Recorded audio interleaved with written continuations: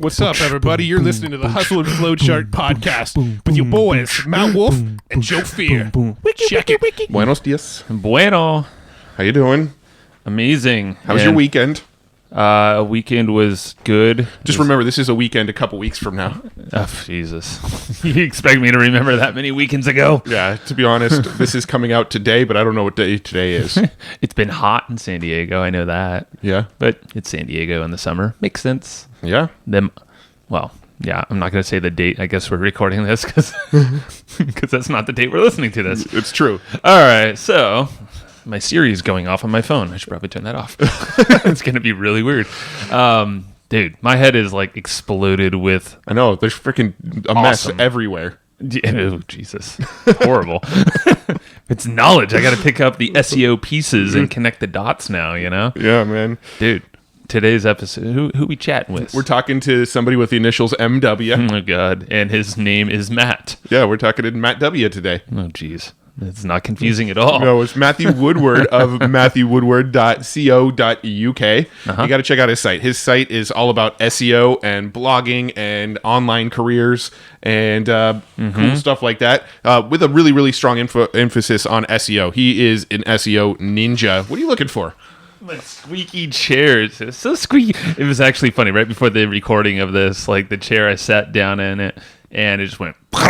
Yeah, it crashed down. That was a nice icebreaker before the conversation started. Was like, hey, man, nice to meet you. Joe just fell on his butt. Crunch.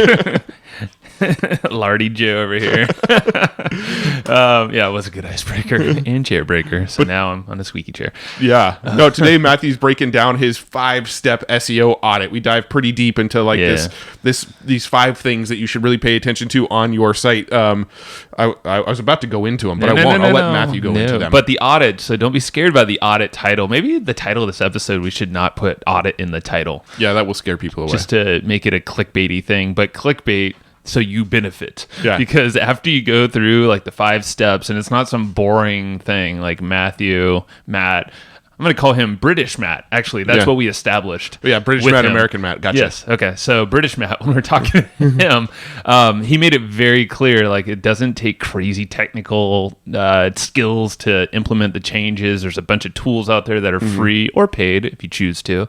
And like he was saying, if you just focus even on a couple of these things, you're going to be light years past like where you're currently at in terms of like site speed and mobile stuff. I'm going to stop there. But just little things like that. It's like these little tweaks can make everything so much easier on your website. Yeah. And at the end, we even asked him for a couple quick wins. You know, I asked him, I wanted to know, like, what's your favorite backlinking strategy to collect backlinks? And then what's your favorite on-page SEO strategy? And the on-page SEO strategy he gave us at the end, freaking ninja. Like, so we challenge you to actually do it and then let us know the results, because literally the results, he said, can be instant, maybe 5 minutes at the max. Yeah. And I think you made a comment. You're like, nobody listening to this is probably actually going to do it. So there, gauntlet throw down to you. Yeah. Yes, you, Mark. Mark, I know you're listening. Jim, it's not your day today, but you could do it too. But Mark, we really want to hear from you, Mark. Yeah. Like, we know you got it in you. Yeah. All right? So, I mean, yeah. So just go do it, Mark. Mark, just get on it. And if your name's Mark and you're listening to this and you're like, I wonder if he's actually talking. Yes, we're talking to you, Mark. We're not watching you. We're just talking to you. It's not that creepy. So gauntlet throw down. The strategies at the end. Implement them and let us know. Let's do it. The challenge is in your hands now. Also, notes. We mentioned a few times that we were taking a ton of notes on this show. Yeah, and you need these notes. Like they, holy crap. And even actually, it was funny because British Matt, when he reached out to us, he was like, all right, my pitch essentially his pitch to us was, these are going to be the most epic notes you're ever going to have. Yeah. And I know he achieved that. He over-delivered. Yeah. 100%. So hustleandflowchart.com/comp, you can get them for free in the short window that they're available. I just want to remind you, they are only available in like a short window. Tiny window. So when this episode goes live, go and get those notes as quickly as you can. Otherwise, they get locked into our Evergreen Profits vault. We're actually rebranding Evergreen Profits membership. Yeah. Should we unveil it here? Yeah, it's going to be epic. It's going to be epic. Evergreen Profits Insider Club. Epic. Let's put her here. So do you want to be epic with us? I do. Oh, do you? Okay, I was waiting for someone to respond. I was like, wow, this is not that epic anymore. Yeah, so I mentioned our notes, they get locked down into the vault. Well, the vault is now the Epic Vault, the Evergreen Profits Insider Club. So make sure that you go grab them for free while you can, hustleandflowchart.com/comp. Otherwise, they're going to get locked into our Epic Vault. Epic Vault. So don't, definitely grab them if you within the span of time, because like Matt said, it's a short span of time. So if you want to get Matthew's notes, British Matt's notes, all about SEO and all that stuff, be quick. Yeah, because be epic. Be epic. Don't be epic. Don't be a T-Rex. Yeah, well, T-Rex, the small arms, it's Can't reach their pockets. Can't reach unless you got long pockets, and that's cool too. But at the same time, it's just, do you really want to be a T-Rex? No, I don't want to be a T-Rex. Are you sure? No, I want to be epic. Okay. So you could be epic and actually get access to everything. We have a whole bunch of all the previous notes. So if you happen to miss this little tiny window of time, don't be the T-Rex. Don't be the T-Rex. Just go get inside the vault, the Epic Vault. Yeah, you got to reach them pockets. Yeah. All right, but notes are available for free for a limited time, hustleandflowchart.com/comp. And also... Yeah, this is cool. This is a perfect segue. Yes. And I have a little note because actually British Matthew Woodward, referenced Ahrefs many times. Obviously, SEO tool. They are a sponsor of the show. And he said one of his favorite tricks with Ahrefs was actually stealing other people's links. Yeah. And let's let him explain it in the episode. Totally. Yeah, we'll open that loop that he's going to explain how to steal other people's links and using Ahrefs. And 100%. Right now, you're going to hear him talk about how we use Ahrefs, and we use it too. It's our SEO tool of choice. $7, 7 days. Damn! That's all it's going to cost you. So, in those 7 days, you can go steal all the backlinks you want from people. But use Matthew's strategy. Be ethical about it. Don't be douchey. 100%. Yeah. Ahrefs, ahrefs.com. They're an amazing sponsor. They're an amazing tool. We use them, and we talk about them in this episode. So check them out. Ton of free tutorials on their YouTube channel, all that stuff. But go check them out. ahrefs.com. You're going to love them. Free 7-day trial. That doesn't work. $7. Buck a day. Buck a day trial for 7 days. Yes. I like that. All right. Let's go talk some SEO stuff with Matthew Woodward. Let's be epic And together. remember, be epic. Don't be a T-Rex. That's my epic sound. That's not a T-Rex sound, I swear. Yeah, no Joe Rogan. Hey, Matt, welcome to the show. Hey, how are you doing? Thanks for having me on. Yeah, not to confuse you with the other Matt in the room here. Which we do often do. British Matt. Yeah, Be British Matt. British Matt and American Matt. That works. Because we often do shows where like Joe might interview me or I might interview Joe. So we start off the shows like, "Hey Joe, how you doing?" Or "Hey Matt, how you doing?" So yeah, man. So I mean, you have. It just seems like you are doing some interesting things. And we were talking about prior to the hitting recording, like the SEO episodes always do extremely well on this podcast. Yeah. I feel like it's something that everyone wants to kind of keep their finger on the pulse, and it's always changing. So it's perfect. Yeah, it has people's attention because it's kind of like the black art, and people are always looking for little tidbits here and there and things that they can integrate into their own strategy. And well, if that's you, you're in luck today. So keep paying attention. Yeah, Nice. and I saw that. Well, you've been doing this since you're 13 years old. Online. Was that all SEO focused, or was that just when you kind of? No. I started building websites then. I was into competitive gaming. YouTube didn't exist. We had nowhere to share our demo videos, which we were recording with like video out from our PC to a VHS player, literally hit record on a VHS tape, and then a video capture card, and you press play on the VHS card, on the VHS, and then you'd press record on the computer, and the VHS would play into the computer. Oh man. Those kind of times. Yeah, that's funny. You reminded me of this. I read something on Reddit today. It said like, now there's this hack for Nintendo 64. You can plug on this like little thing that polishes all the pixels so it looks like games nowadays. I'm like, oh, it's kind of like the VHS days. Those were kind of overlapping pre-YouTube. I was like, exactly. Gaming's crazy. that's crazy. So that's what drove me to kind of build websites and in essence build a community. I mean, I didn't know it at the time, but I guess back then I was learning all the skills that allowed me to become successful in today's world. But yeah, I mean, I had a paper round, to pay for the server. Wow. Yeah. The fact that you have a server, yeah, it's or had one, Yeah. it's huge. So what did the progression look like for you? So you started in gaming, doing all this cool recording stuff, video. How did that shape up into where you're at now? Always had an interest in kind of sales. Yeah, I was always finding a way at school, to make a bit of money here and there. And it took me a while to realize, hey, you can make money with this internet thing. Like the two worlds are connected. I probably didn't realize that until I was about 17, 18. Got into the corporate world, data entry for web, and ended up as head of online marketing. Any of you that's listening that are currently in the corporate world or have ever been in the corporate world know how much it sucks. Yep, been there. That's right. So I got out of there, and I've been doing my own thing for the last 10 years or so. Yeah. Yeah. Wow. Yeah, Okay. It's been a journey. So what was like your first, I guess, money-making adventure online when you started to connect the dots a little bit?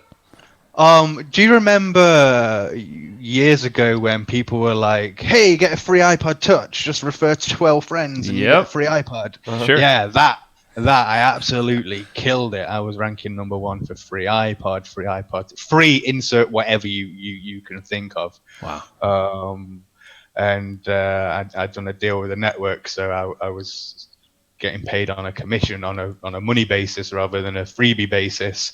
And back in the UK, the deal to promote at that time was we had a service called Love Film, which was DVD rental by post. Mm-hmm. And basically the front end deal to the consumer was if they sign up to get 2 free DVDs, which obviously everyone wants to do, then I got paid $30 on the back end. Ah, okay. Got it. So it was just like, yeah, it was just so easy. It was unbelievable. And that's when I started making an awful lot more money than my very well-paying corporate job. And I was like, yeah, eject. Gotta go. That's awesome. So it was SEO from the very beginning, and you just paired it up with an offer or a trend that you saw online. Yeah, and been sharpening the tool set ever since. Nice. So what does it look like now? I know you have a blog over at matthewwoodward.co.uk, and you have like amazing topics there all around SEO, all that stuff. So what's the business model, and where's your focus at these days? I did a lot of price comparison type sites, as opposed to just doing the Amazon affiliate stuff, but cleared my deck of a lot of sites last year, so have then been with new learnings, starting new sites and building those up. Mm-hmm. Of course, there's a Matthew Woodward blog.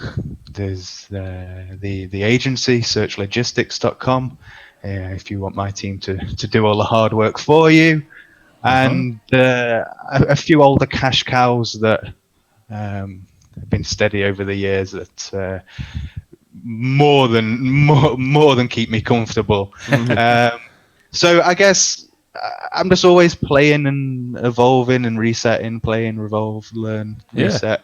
Yeah. Well, it sounds like in the SEO world, you got to do a lot of resetting and replanning because, I mean, it seems like a lot of the tactics and the rules change all the time. I mean, I think we'll probably get into this, but a lot of the core rules never change, but a lot of the little tactics that work once seem to change often. Mm-hmm. Yeah, and it's not strictly in the SEO world. If you think about everything you've learned about podcasting, if you could start from scratch and design it from with all of your current learnings, it's like, I wish I could be a teenager again, but knowing what I know now. Yeah. You know, like applying that to your business and using that to evolve, not just in SEO, but in everything from like how you produce content, how you everything.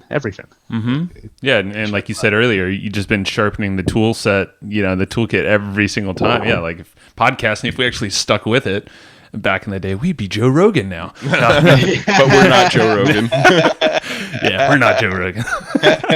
but yeah, like we started podcasting way back when, before it was like the top of mind thing, I guess. And SEO, you hopped on that when people weren't thinking about that with the freebie giveaways or whatever. Yeah, I mean, I remember when link building wasn't really a thing. Yeah. Interesting. Yeah. Back when you can put a whole bunch of keywords in white font at the bottom of the page. Oh man. Yeah, it's like who can get like to 5,000% keyword density. Definitely remember those days. Oh yeah. So I've seen it all. I've seen things go. I've seen things come back. I've seen people say this doesn't work anymore. That was my currently number one strategy. Oh. I've seen it. I've seen it. You name it, you've seen it. So what are some things that you just spot that people are still like trying to do with SEO that you're like, no, dude, that's not going to work anymore? Like the classic one is like pinging. Everyone's like, oh, ping your links, ping this, ping. No, man, that's not been a thing for like a long time. Like it's been so long I can't even remember how long. Wow. Like 7 or 8 years, something like that. Oh my god, that long? Okay. Yeah, I've definitely done it. I've done it prior to that point. Yeah. Or after that point. Since then we've definitely. It's been a while, but Yeah. Okay, that's a good one. Anything other top of mind things that pop up to you? Really, nothing's really changed that much.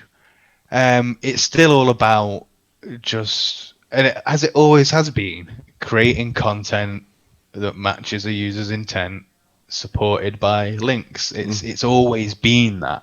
It's just that before, as SEOs or the SEO community weren't doing it with people in mind. Now there's been a mindset change in the community and they're doing it with people in mind. But the people that found success in the early days realized that they were building sites for people and were creating content for people, much like you would a magazine or anything.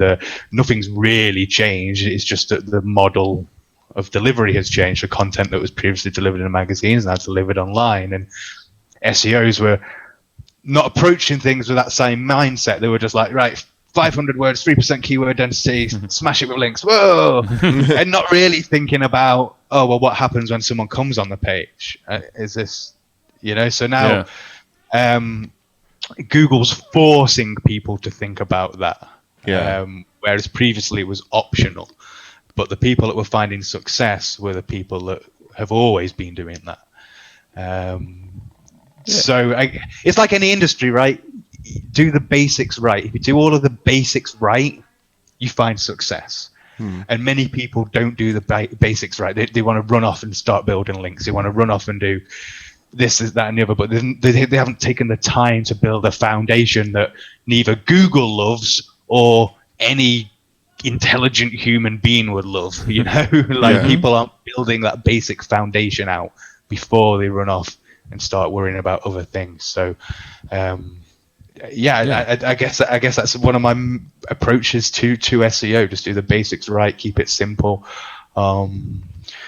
Nothing's really changed over the years except for Google's just making us work a bit harder. But if you weren't doing that in the first place, you probably weren't finding success. So yeah, no, I do remember, like, I don't know, maybe 7 years ago or something, you could go on Fiverr and buy like 300 backlinks and just like rank real quick, and then a couple years later, everybody who was buying those backlinks was regretting it.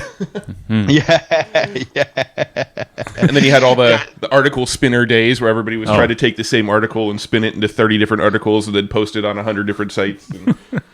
Yeah, and look, all of that still works. Google will still index that content, and there is a time and place to use that kind of content. But people try and use it on their front-facing money sites. They try and use it to as guest posts. It's just not.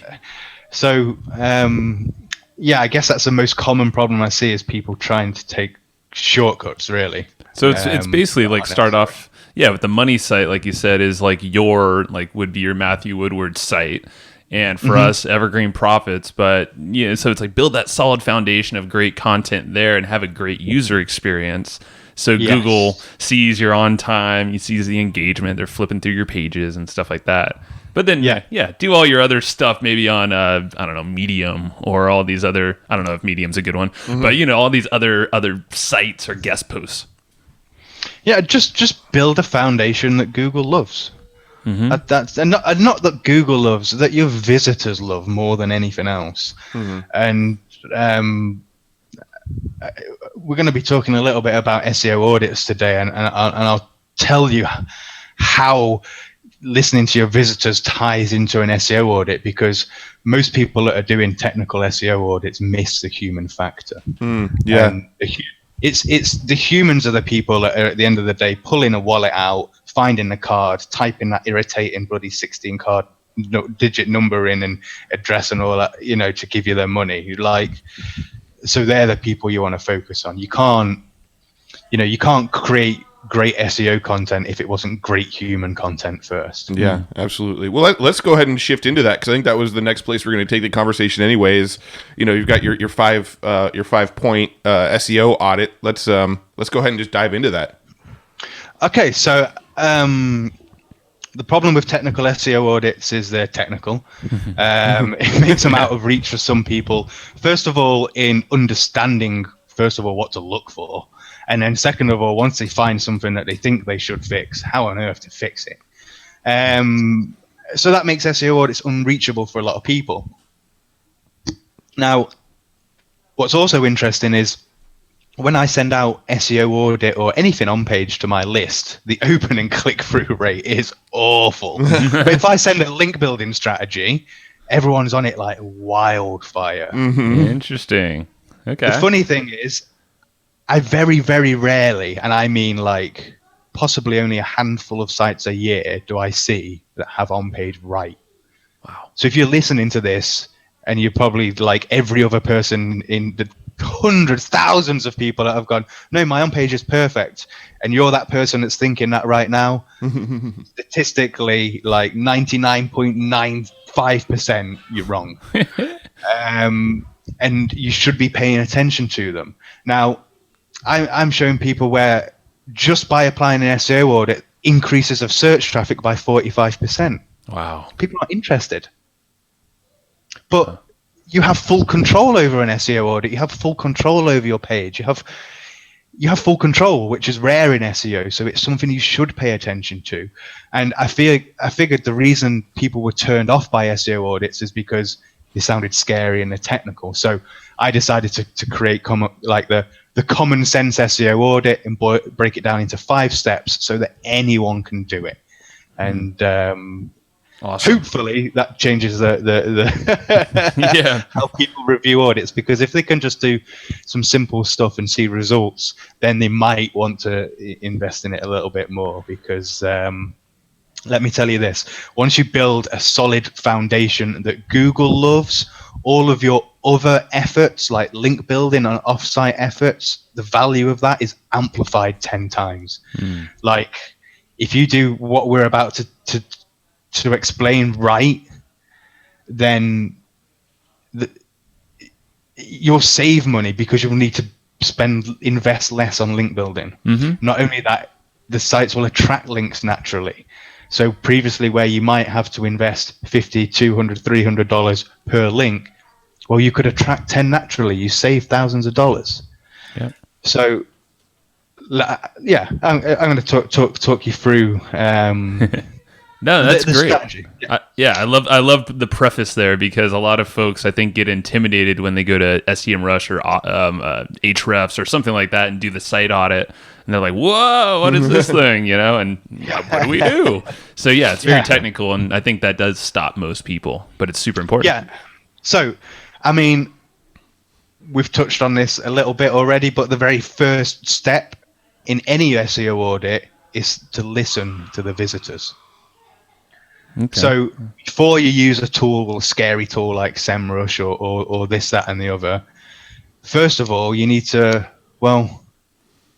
listen to the people. What do they want? So you usually have some kind of access to your visitor base, social media, email, or whatever it is. You just need to ask them what they ask them. Well, in my case, I ask people, what content do they want to learn about? How do they want to consume that content? And what do they like or dislike about the current site? And those questions, first of all, tell me what direction to take the content strategy in terms of topics. Secondly, it says, how should I give them that content? Maybe it's in short blog posts, maybe it's in ultimate guides, maybe it's in videos, maybe it's in infographics. How do they want to consume the content? And third of all, from a user experience, what do they like and what don't they like? I like that. Okay. Once you've collected that data across, even if you just collect that data of 10 or 15 people, it gives you good indications as to where your SEO strategy as a whole should be going. No tool can tell you that. Yep. But in a world where we're distracted by automation and tools and numbers and statistics and graphs, we forget about the human element. And that's something So AI that's where can't. to start. Yeah, AI can't handle that for us, or some software. It's the creativeness. You want that human touch. Yeah, and it's simple. Like, we've lost touch with the basics. Like, if this was a brick and mortar business, would do these things, you know? So why is this business any different? We've been doing surveys like this for hundreds of years. Like, Yeah. So in my case, people came back and said they liked, 70% of people said that they liked SEO content. Figures. Makes sense. 65% said they like traffic generation, and I know that adds up to more than 100%, but people are allowed to pick more than one topic. And 50% said they like making money content, 40% like blogging content. So straight away, I knew that I'm never going to produce any more conversion-based content, social media-based content, income reports, or anything else that doesn't align to SEO, traffic generation, blogging. That's smart, man. That just saved yourself a lot of work and mystery of what to write about. Yeah. Yeah, and tons of money, tons and tons of money. People also told me that they like reading blog posts and watching videos. In fact, 80% liked reading blog posts, 70% like reading videos, and ironically, 20% only like listening to podcasts. Okay. Interesting. Thank you for hopping on the show here. So I had been thinking, oh, maybe I'll do a podcast. You know, everyone's doing a podcast. Yeah, that's really good. No, my readers are telling me they don't want that. So I saved myself a ton of time. Yeah. You know, it's not just about SEO, but in the resource of the business as well. Then, what do you like? What don't you like? People loved that it was easy to understand. There was lots of free information. The content's helpful, detailed step-by-step processes. They loved that it's comprehensive, covers both sides of the coin. It's transparent. It's honest. Original ideas. After feedback like that, trust me, your head inflates, and you're like just before you skip to the next page of negatives, you're like, well, what could possibly be wrong? Like, I'm perfect. yeah, I'm perfect. Like 10 out of 10, retire. Like, you know. But then next page, what they didn't like: design looks dated, cluttered with graphics, thumbnail designs look cheap. That's because I did them. It was hard to find and refer back to tutorials. Search results were terrible. Pop-ups were annoying. Low frequency of articles. So, like, you know, I learned a lot in just asking those three questions. Yeah. Now, how are you conducting these surveys? Do you use like a Survey Monkey in your mailing your list, or Survey Monkey? Yeah. Okay. Perfect. Now, what would you recommend for somebody that maybe hasn't really started building a mailing list, or they don't have a following yet? Okay, well, SurveyMonkey costs money, and it used to be pretty cheap, but they keep upgrading, making it more expensive and taking pictures away and this and the other. So just use Google Forms; it's free. It'll do exactly what you need. If you haven't got a list, you've usually got some kind of connection with your audience somewhere. Whether that's in social media, whether that's in just displaying a header bar along the top of the page, so any current active visitors get invited to click and take the quiz. One way or another, you can get that in front of your visitors' eyeballs, and you don't need a lot of answers to get at least the direction. And you were saying, 15, 20 people or so is a pretty good barometer. it gives you a direction. Yeah. The more data, the better. And I wouldn't like to see less than that. Sure. But 15 to 20, you're probably going to start seeing some kind of pattern in what people are saying. Yeah. And are you leaving these questions just like open-ended forms, or are you giving them like options to check? What type of content they want to learn was multi-choice based on the types of content I already publish. Mm-hmm. What their preferred method of learning was multi-choice. What they like, what they don't like, completely open field. Gotcha. Cool. Okay. Makes sense. And then I went through and categorized each one manually by hand. Except my responses had like 700. Hey, but that's great. It's time well spent because you're actually digesting all the content, analyzing it while you're organizing it. Yeah, all our jobs is to give people what they want, right? Mm-hmm. So let's find out what they want, and then we'll give it to them. Sure. Yeah. And I guess you could kind of use the tag clouds a little bit to get like a rough idea and then dive deeper. Sure. Yeah. I like doing it by hand. I like processing it. I like taking it all in, categorizing it myself, and in doing that in your mind, you absorb the information a different way than if you were to rely on a tag cloud to generate it for you. Right. No, it's really cool. I mean, we're actually hopping on the phone with a lot of our customers more and more now, and we're hearing so much more just direct feedback, and it's all verbal, and it's very similar to what you're saying right here. So it's invaluable, this information. Yeah, and once you learn that, when you start looking again at your own web properties with that information in mind, it changes how the perspective you look at it, and you're like, oh yeah, they are right. The navigation is a mess. They are right. There is no clearly defined. Like, it was really difficult for people to connect their problem that they had with the solution. The solution existed. It was just on page 7. Yeah. So there was a disconnect there, and I wouldn't have known that without doing that survey. Right. So that's where every SEO audit should start. It should start step 1, ask your people, what is it? What types of content do they like? How do they want to consume that content? What do they like about your site, and what don't they like about that? That forms the basis of everything. Got it. Okay. So that's step 1. Listen to your visitors. Got that. Yeah. Now, one of the bits of feedback that I had was that things looked kind of shabby on mobile. So once I had all of the feedback, I went through and did all manual observations myself. Each piece of feedback, I went and tried to replicate that experience.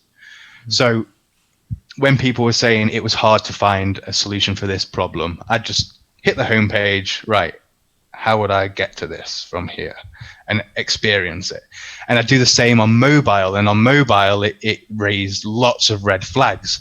And the reason that mobile is important is because Google recently moved to a mobile first index. If you don't know what that means, it means that the performance of your desktop site is heavily influenced by how your mobile site performs. It means if your mobile site looks bad, has bad user experience, higher bounce rates, or everything else, that will be reflected in the performance of your desktop site in Google search results.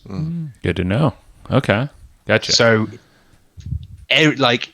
go load up your site on a mobile device right now as you're listening to this. If it looks bad, if a pop-up comes up that you can't close properly, if it sideways scrolls, or just the user experience isn't there, or you're finding errors or issues, just go and fix them right now, because it's affecting you globally. Yeah. And many people don't know that. Good to know. Thanks for bringing that up. That's huge. Yeah. I think people hear the stats of like, oh, more people are using mobile than ever, but the fact that Google actually is preferencing that over the desktop, and then it just takes everything down if your mobile looks like crap. Yeah. Yeah, mobile first indexing. If you set up in Google Search Console, it's possible they sent you a message saying, hey, by the way, your site's now doing this. And not every site has been moved to it yet, but the majority are and will be. So it's better just to assume it's happened. Sure. Because if it hasn't happened yet, it's going to happen very, very, very soon. All my sites I haven't got a site that isn't on mobile first indexing anymore. Gotcha. Now, do you recommend the optimizing for the AMP, the accelerated mobile pages? I don't do it myself. Mm-hmm. Okay. I don't do it because it takes away a lot of. It's feeding Google's ecosphere and taking away a lot of your opportunities of monetization and things like that. So yeah, that makes for sense. me, it's a little bit too much. And if you look at Google sites and ranking, you'll see that there isn't really that many AMP results. If you actually search and look, there isn't really that many. Maybe if you had a competitor that was absolutely smashing you and it was the only way to get an advantage or something like that, and the negatives of things that you can't do still align to your business goals. Maybe in that circumstance, yes, but as a general rule, no. Gotcha. It's not something I pay attention to, but I do pay close attention to mobile page speed because again, that directly impacts the performance of the desktop. So I pay close attention to how mobile loads. Google Page Speeds tool, but also tools like GT Metrics or Web Page Tests. You want to make sure that your page loads real quick from a mobile device, and you also have to appreciate, and it's often easy to forget, not everyone has 4G. Some people are still on 3G. Yeah. So the site's got to work for everyone, from a mobile perspective. So make sure you take that into account in when you're doing your testing and you're reviewing things. Definitely. Now,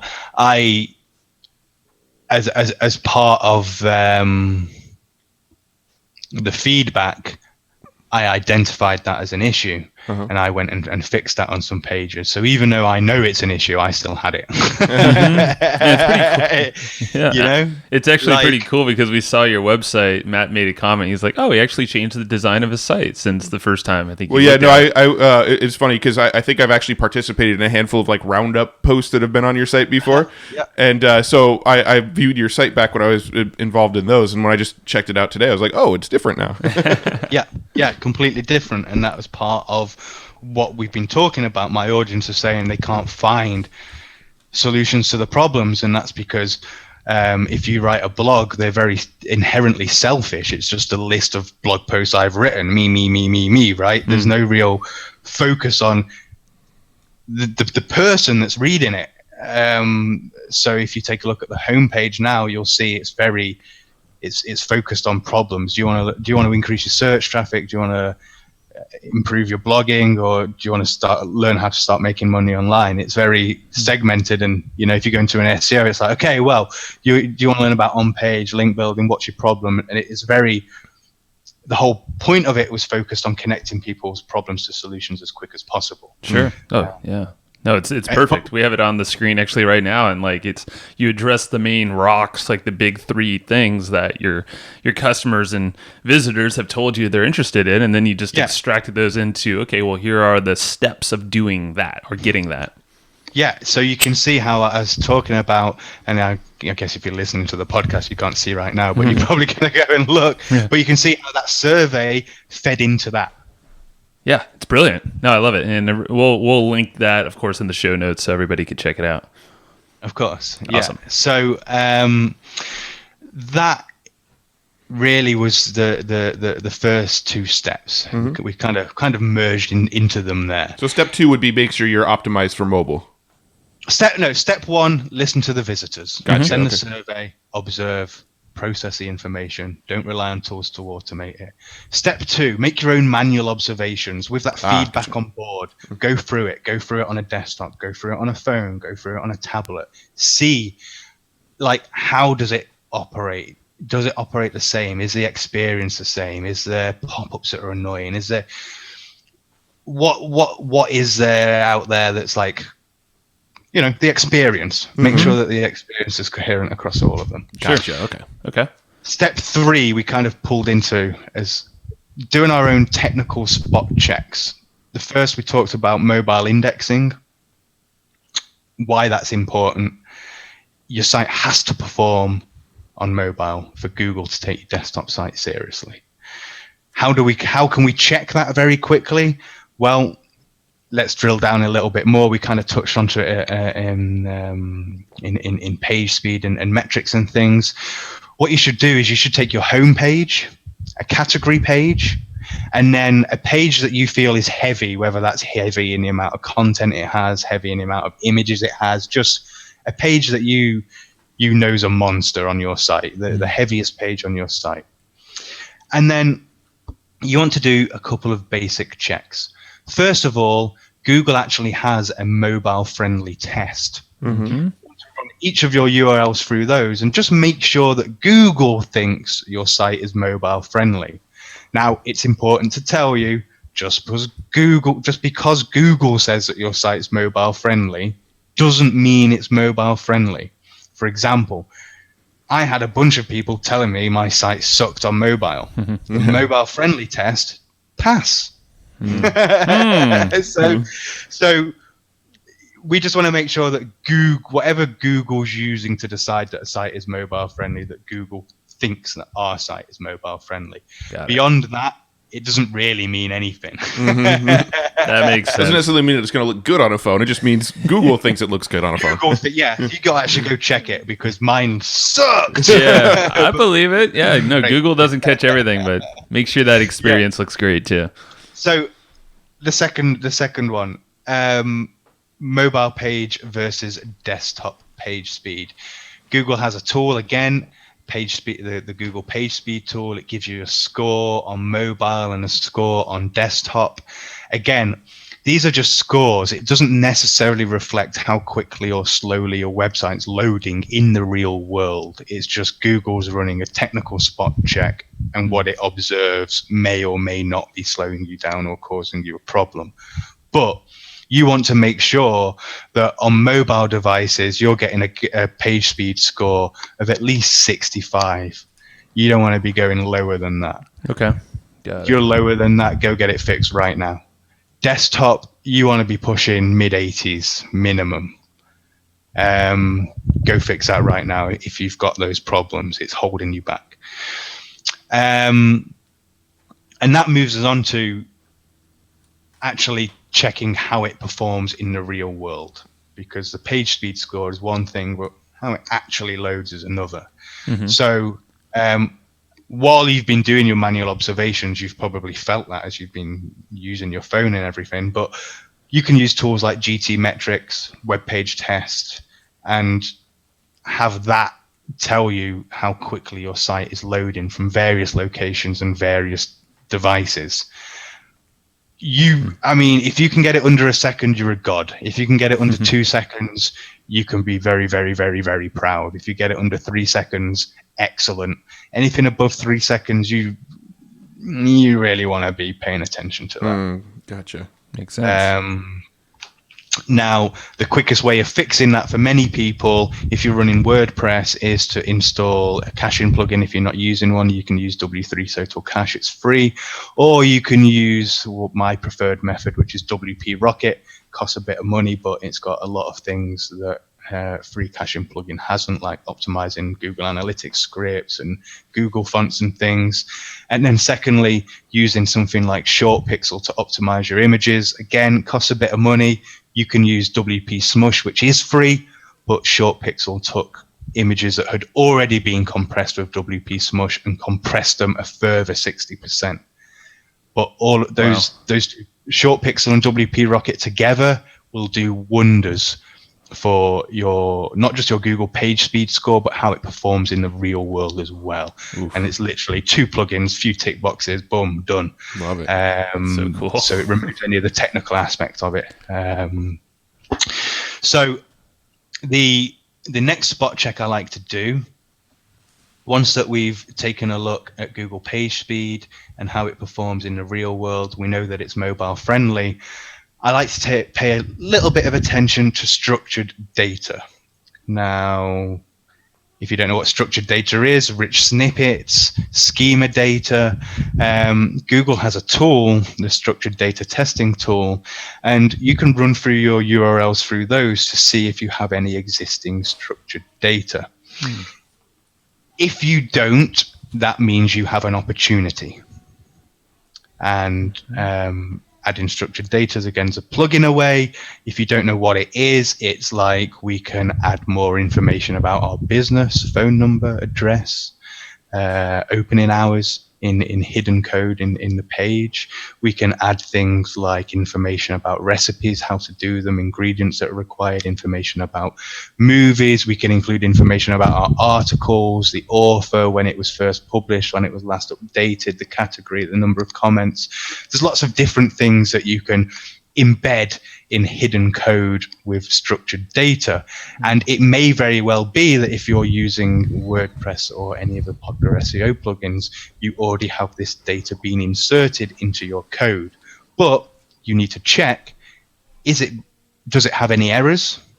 Well, does it exist, first of all? If it doesn't exist, you need to look at adding structured data to your site. And if it does exist, are there any errors? Okay. We're just spot checking that.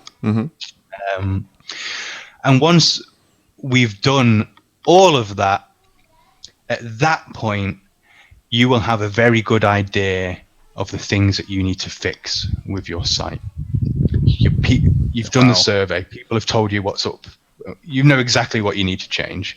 You know how well it's performing on mobile. You know that it's fast. You know that you've got the content right because people have told you.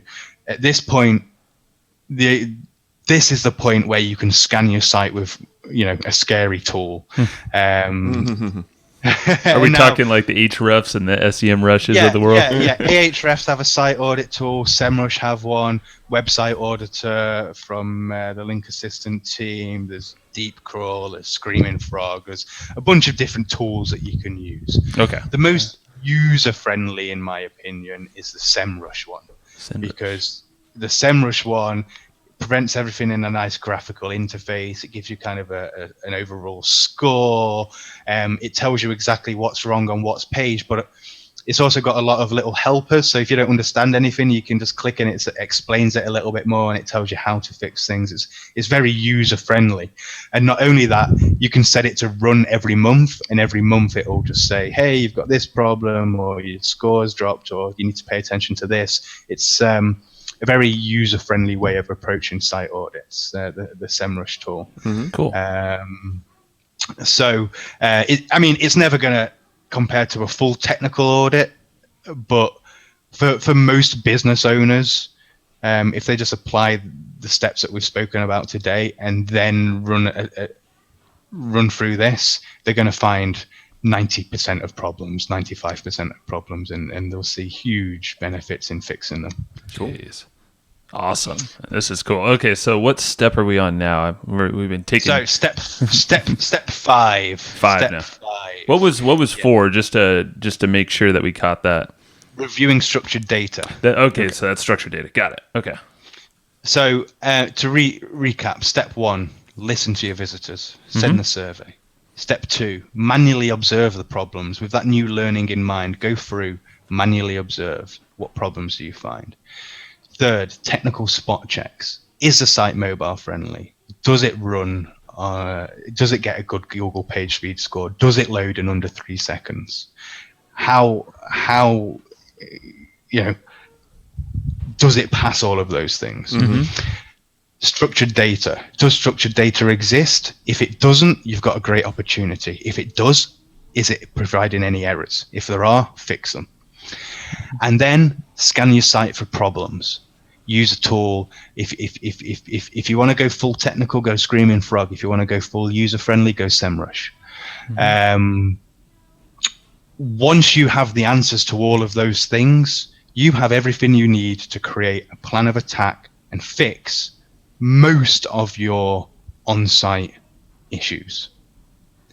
And if you do all those things, and let me tell you, if you find that you're having big problems with load time and mobile, and if you fix those things, you're going to see increases in your search visibility very quickly.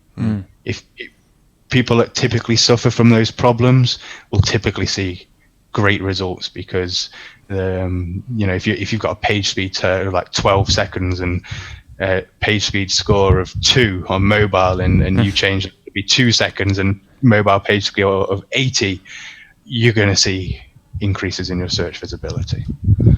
This is amazing. This I could see. Yeah, and this is not technical, like you kept saying. Yeah, it's this whole 5-step thing here, and Matt and I have like pages of notes already, like scribbling, and we definitely take notes as well. So don't worry, like if you're driving or whatever, we got it for you.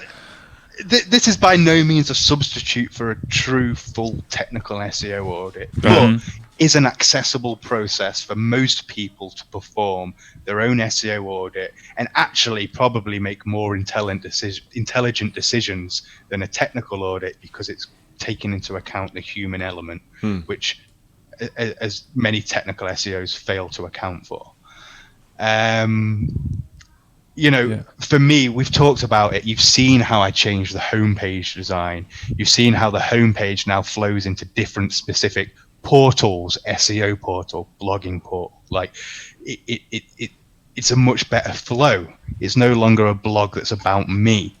There's some other little things, and I guess you guys will link to the full tutorial, but there's other little things that we implemented that gave us quick wins. Like we did a content optimization process, 4 steps. One of those steps was how we were able to tweak existing content to steal featured snippets away from competitors, just by making small little tweaks. And the full process is explained in the post, and you need to read it or actually there's a video that explains it as well, because they told me they want to learn via text or video. There's a video it's a 30-minute video that takes you through this. It takes you through the 5-step process, and then it shows you the application of that process and what that actually translates to in the real world, why it translates to that and how it translates to that, which is an important part, because although the process is the same, that what you have to change will be different for every business, and how it's applied will be different for every business, and what you discover is going to be different. So there isn't a one-size-fits-all solution, but there is a one-size-fits-all process of discovery. So I like to tie that down and show you what that actually meant in the real world, the changes I made, and how ultimately it led to an increase in 40% of search traffic. That's amazing. I mean, we're just, as you're talking, we actually found the FAQ rich snippets post under the on-page SEO. Like, your site is just organized so damn cleanly. I don't think we even dug that. You go from the homepage, and then it goes into other categories, and then that links you to specific blog posts that I'm sure you figured out are the most popular. It's just lit. People were saying, look, I had all these blog posts on all these different topics, but it wasn't organized. It had no structure. It was so you couldn't find what you want. Now you can find it. It's one of the big problems with blogs and websites. Often our best content gets buried. Agreed. Totally. And the more content you publish, the more buried it gets. The more buried it gets, the more disconnected it is from the people that it's there to serve. So you mentioned previously that you did a lot of the graphics and all that stuff. Did you actually design your first website or the blog that you had at the time? I've done when you've been playing on the internet since before Google existed, you've tried your hand at everything. Sure. Luckily, I started a blog as an SEO experiment. I never intended it to be successful. I never even really planned it. It just exploded, and all I did was I was sick and tired of hearing Matt Cutts bang on about forget about link building, create high quality content, and he kept banging on about it, and I was like, all right, let's see what happens then. Let's take it as a gospel. And there's actually a 0 link building case study. This was a 0 link building case study. Can I rank a site without link building just by creating high quality content? And as much as I hate to admit it, he was right.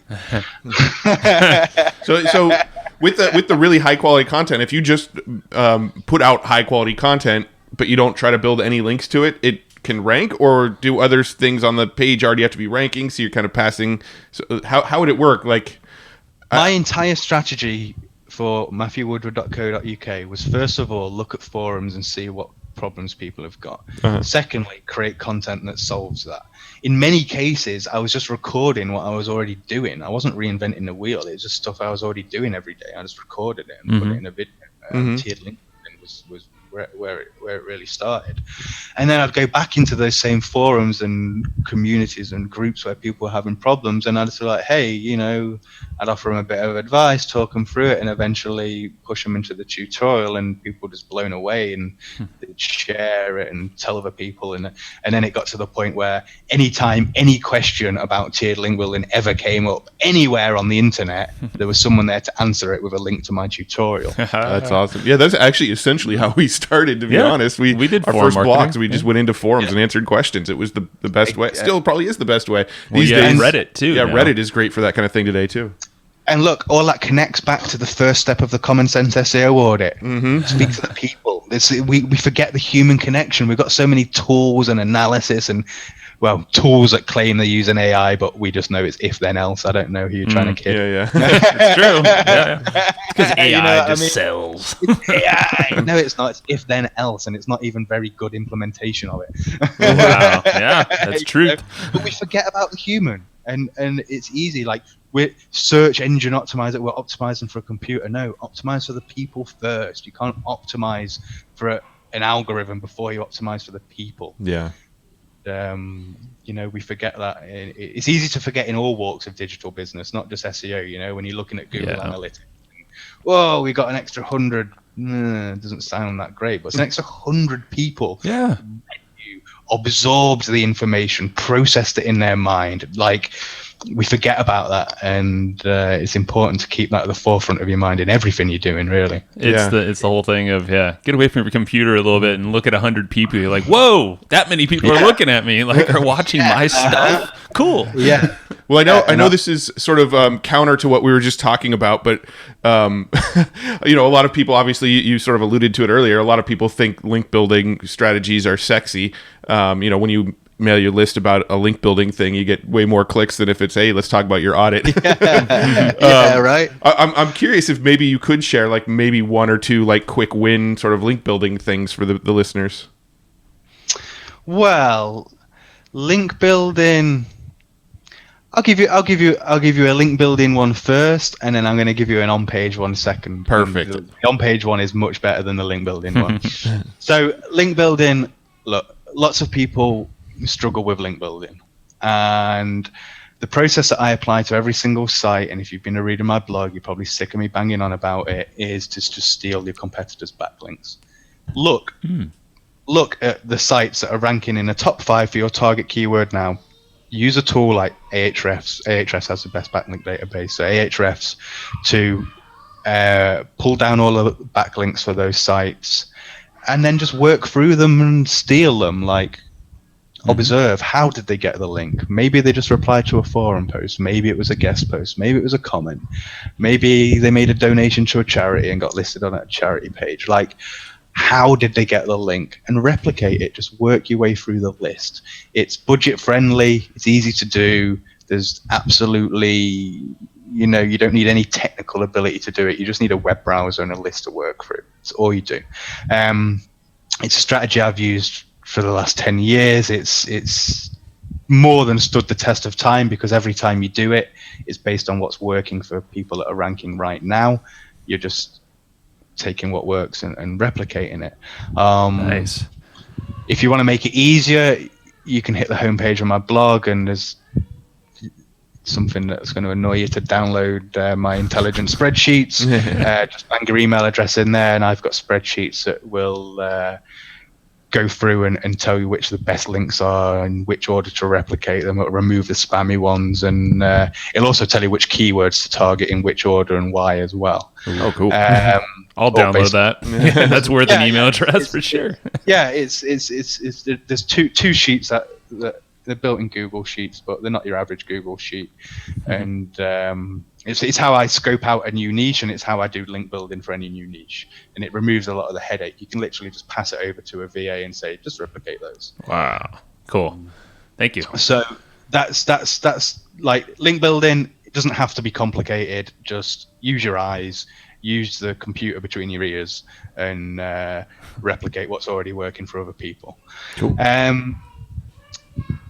On-page trick, FAQ-rich snippets, nothing new. They've been around for a long time. But what is new is how they're performing in search results. Now, when I tested it in January, they weren't really worth bothering with. But right now, if you add an FAQ-rich snippet to your content, it instantly appears in Google search results. Now, if you don't know what that looks like, basically it means instead of just having a result in Google, you have a result and then an expandable list of questions that are attached to your result. You might have seen the people also ask box in search results. It's literally a people also ask box just for you.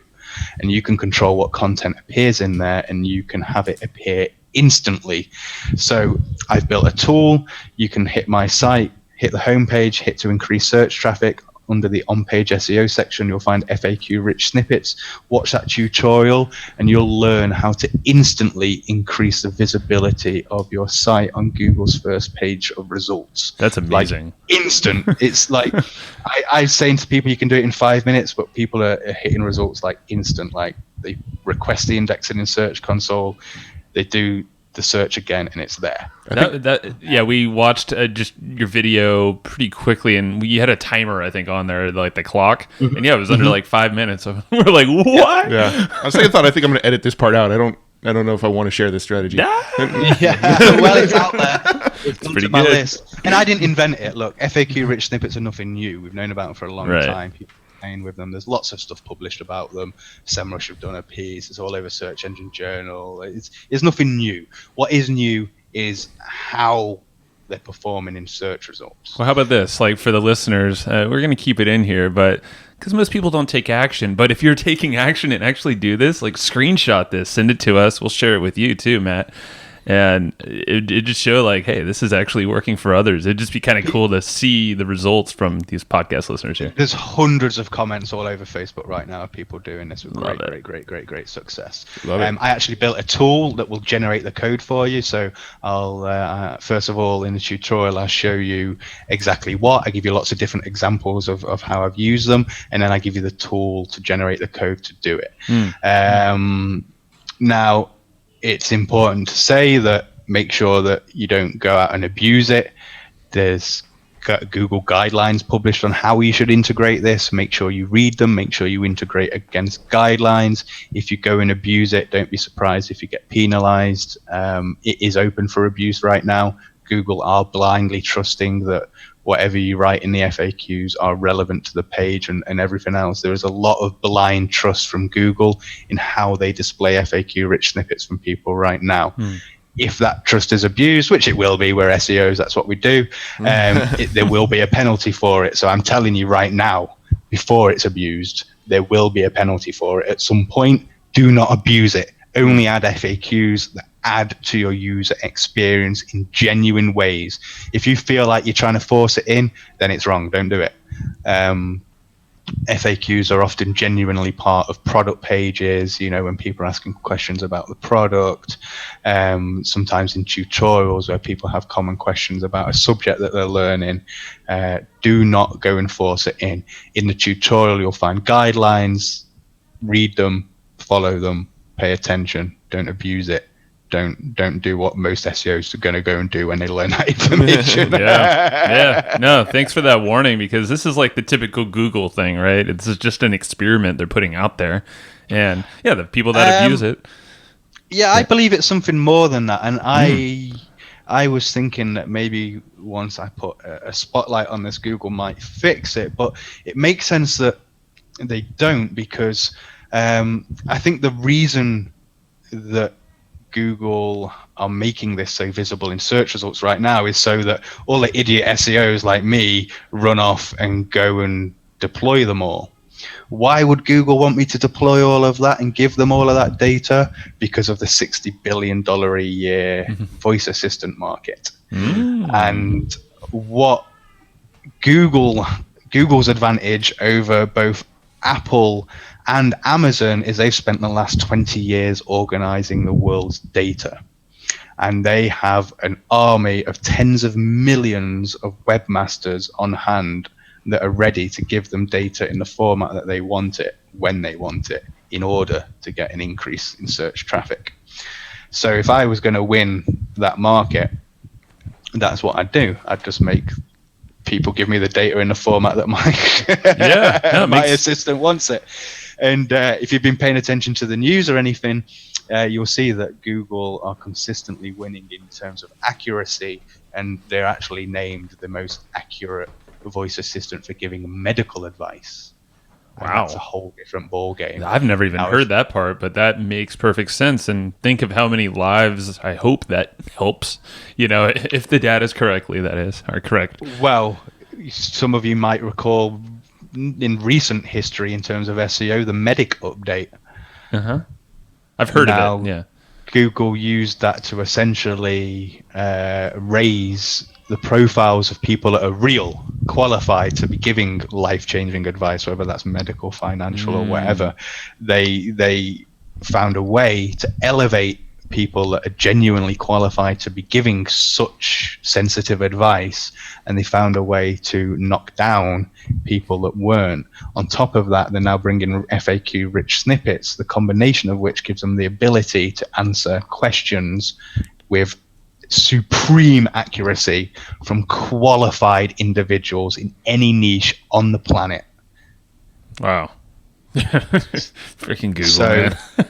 Yeah, so Wow. why does FAQ rich snippets work really well? Because it feeds into Google's current business goals. That's just what I think. That's just what I've observed. I don't know that. I don't know it as truth, but as I've seen Google dominating the voice assistant market in terms of accuracy, and I've seen them integrating more like how-to snippets, FAQ rich, and how if you go and do the voice search, it usually matches what the snippet is. To me, it just seems that it all aligns to their current business goal, which is to dominate the voice assistant market. Got to feed the machine. Feed the machine. That's all it is. Usually when we feed the machine, we don't get much for it. But right now, they're giving us increased search visibility and everything else. So that's great. Like, take advantage of that. Don't abuse it. Yeah. No, I love that, man. Well, let's maybe we should wrap it up here before we go down any more rabbit holes, because this is so good. We could definitely do a round two at some point if you're interested, because we Of know course, yeah. we know our audience Yeah. eats this stuff up, and this has been amazing. Oh yeah, there's a I lot mean, of things I want to go now. too. Today we mostly focused on page. We haven't even touched, I can tell you some amazing keyword research things, link building, wherever you want to go. Definitely. If you want to do follow-ups, if any people are listening, if there's any subject you'd like to hear me talk about, if there are any topics, questions, issues, problems that you need solving that we could solve on the podcast, please let the guys know, and maybe we'll do a follow-up and we'll get to all of that. That sounds great, Matt. Yeah. You know how to reach us. Just go to the show notes page and it's all there. Thank you so much, man. Just to wrap up, we always ask, if you are a reader and you recommend books, like, are there any books that just resonated really well that you see yourself going back to, or you're recommending others to check out? The book that I've read the most times is Think and Grow Rich, Napoleon Hill. Classic. Classic. Yep. Classic. And I've probably read it 5 or 6 times in my life, a few years in between each time, and each time it brings something new to light each time, based on each time I read it, then the next bit of experience of business or life or whatever it is, the next chapter, so to speak, and I read it again, and I'm always extracting new things from that, no matter That's awesome. how many times, and it also serves as a good point of reflection. You're like, oh yeah, well, yeah. Mm-hmm. So that's the book. That's That's perfect. That would be it, Yeah, it's like an onion, It's like these best books, these great books that are timeless like that. You just go to it with a whole different, fresh pair of eyes after some experience in life, And then Yeah, you're like, reset, oh, read it again, and yep, yeah. didn't see that before. Awesome, Matt. Well, best place to find you, I'm sure, was matthewwoodward.co.uk is your blog. You can find me there, and hopefully you'll find a solution to your problem if I've done a good job. Well, we're going to find out. I'm pretty sure they will. And go opt in for the cheat sheet or downloads, all that fun stuff, because it's worth it. Yeah. Awesome, Perfect. Matt. Well, thanks for having me on. Of course. And thank you for dropping all this knowledge. This is crazy. So we appreciate will do a round 2 for sure. We'll get you back. Sounds great. All right, buddy. Take care. Thank you. Bye-bye. Bye-bye. Thanks, everybody, for listening to this episode of the Hustle and Flowchart podcast. Before taking the time to listen, we want to give you something a little bit special. Every single episode that we do, we actually have somebody on our team take notes. We basically have a Cliff's Notes version of every episode where you can go and find all of the tips and tactics that they laid out, all of the resources that they laid out, all the good stuff from this episode. We actually have a nice simple notes version that you can find on our website. So go to evergreenprofits.com, find this episode that you just listened to, and give us your email address and we'll send you the notes. Thanks for listening. Go get it. Wiki.